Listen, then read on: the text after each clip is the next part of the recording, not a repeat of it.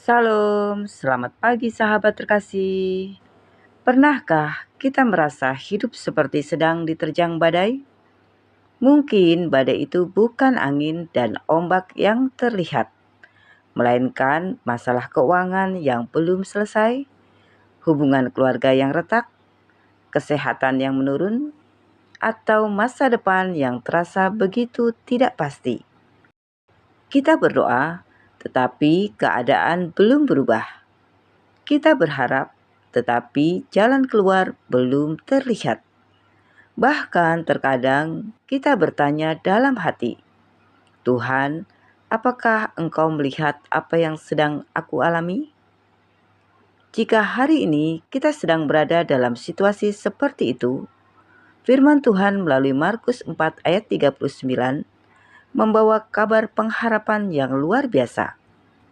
Tuhan Yesus yang berkuasa menenangkan badai di Danau Galilea adalah Tuhan yang sama yang sanggup menenangkan badai dalam hidup kita hari ini. Mari kita membaca bersama Markus 4 ayat 39. Ia pun bangun, menghardik angin itu dan berkata kepada danau itu, "Diam, tenanglah." Lalu angin itu reda dan danau itu menjadi teduh sekali. Sahabat terkasih, peristiwa dalam Markus pasal 4 terjadi ketika Tuhan Yesus dan murid-muridnya sedang menyeberangi Danau Galilea. Awalnya semuanya tampak baik-baik saja. Perjalanan berjalan normal, tidak ada tanda-tanda bahaya. Namun tiba-tiba badai besar datang. Angin bertiup kencang, ombak menghantam perahu. Air mulai memenuhi perahu. Situasi menjadi sangat mengerikan. Para murid yang sebagian besar adalah nelayan berpengalaman mulai ketakutan. Menariknya, di tengah badai yang begitu dahsyat, Tuhan Yesus sedang tidur. Bagi murid-murid, keadaan itu tampak tidak masuk akal. Mereka panik, lalu membangunkan Tuhan Yesus sambil berkata, "Guru, Engkau tidak peduli kalau kita binasa?" Bukankah seringkali kita juga bersikap seperti itu? Ketika masalah datang bertubi-tubi, kita mulai merasa Tuhan diam. Saat doa belum terjawab, kita berpikir Tuhan tidak peduli. Saat jalan keluar belum terlihat, kita mulai meragukan penyertaannya.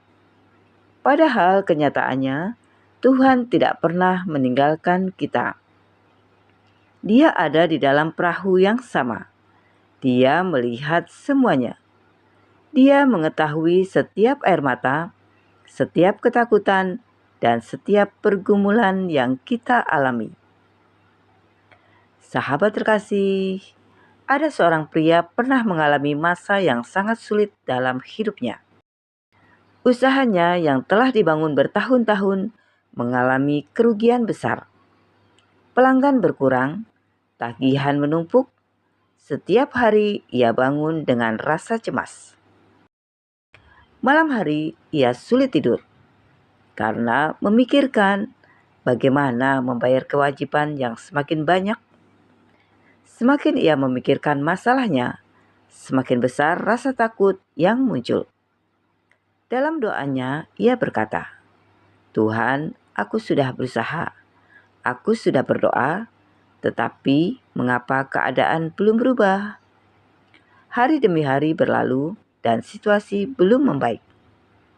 Suatu pagi ketika membaca Alkitab, ia menemukan kisah tentang Tuhan Yesus yang menenangkan badai. Tiba-tiba ia menyadari sesuatu. Fokusnya selama ini tertuju pada badai.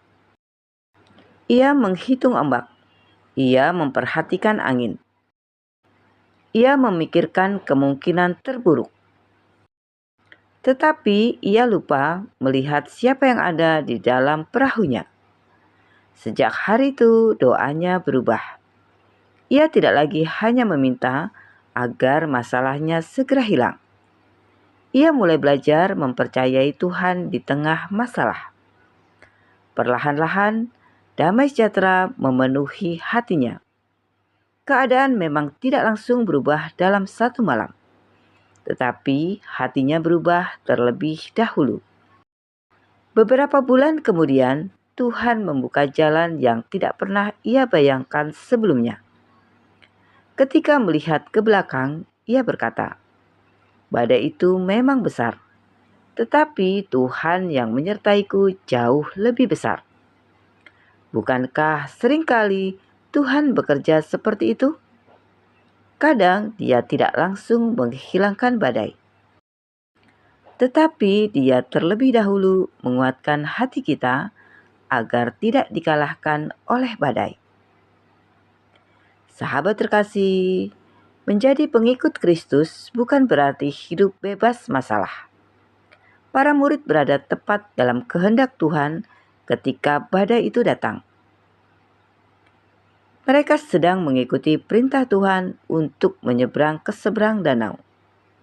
Artinya, badai tidak selalu berarti kita berada di jalan yang salah. Terkadang badai justru menjadi tempat Tuhan membentuk iman kita. Sahabat terkasih, masalah terbesar para murid bukanlah badai. Masalah terbesar mereka adalah mereka lupa siapa yang ada bersama mereka. Tuhan Yesus berada di dalam perahu itu. Hari ini mungkin situasi kita belum berubah. Namun, karena Tuhan Yesus menyertai kita, masih ada harapan, masih ada pertolongan, masih ada masa depan. Sahabat terkasih, ketika Tuhan Yesus bangun, Dia tidak perlu berjuang melawan badai. Dia hanya berkata, "Diam, tenanglah." Dan badai itu tunduk. Angin berhenti, ombak mereda, danau menjadi teduh sekali. Ini mengingatkan kita bahwa tidak ada masalah yang terlalu besar bagi Tuhan. Apa yang mustahil bagi manusia tetap mungkin bagi Allah. Sahabat terkasih, pagi ini mungkin ada badai yang sedang kita hadapi. Mungkin persoalan ekonomi, mungkin pergumulan keluarga, mungkin kesehatan, mungkin masa depan yang belum jelas. Jangan biarkan ketakutan menguasai hati kita. Mari kita ingat bahwa Tuhan yang menenangkan badai di Danau Galilea adalah Tuhan yang sama yang memegang hidup kita hari ini. Dia tidak berubah. Kuasanya tidak berkurang. Kasih-Nya tidak pernah gagal. Mungkin badai belum berhenti saat ini, tetapi kita dapat memilih untuk percaya bahwa Tuhan Yesus ada di dalam perahu kita. Dan itu sudah lebih dari cukup. Sahabat terkasih, mari kita berdoa bersama. Bapa yang Maha Kasih, terima kasih untuk firman-Mu pagi ini. Ketika kami melihat badai kehidupan, seringkali hati kami dipenuhi ketakutan dan kekhawatiran. Ampuni kami karena kami lebih fokus pada masalah daripada kepadamu. Berikan damai sejahtera kepada setiap orang yang sedang bergumul. Kuatkan yang lemah, hiburkan yang berduka, dan bukakan jalan bagi mereka yang merasa tidak memiliki harapan. Kami menyerahkan hari ini ke dalam tangan-Mu. Biarlah penyertaan-Mu nyata dalam setiap langkah kami. Di dalam nama Tuhan Yesus Kristus, kami berdoa dan mengucap syukur. Amin. Sahabat terkasih, apapun badai yang sedang kita hadapi hari ini, mari kita ingat Tuhan Yesus ada di dalam perahu kita. Bersamanya selalu ada pengharapan. Sampai jumpa di renungan pagi berikutnya. Selamat beraktivitas. Tuhan Yesus memberkati.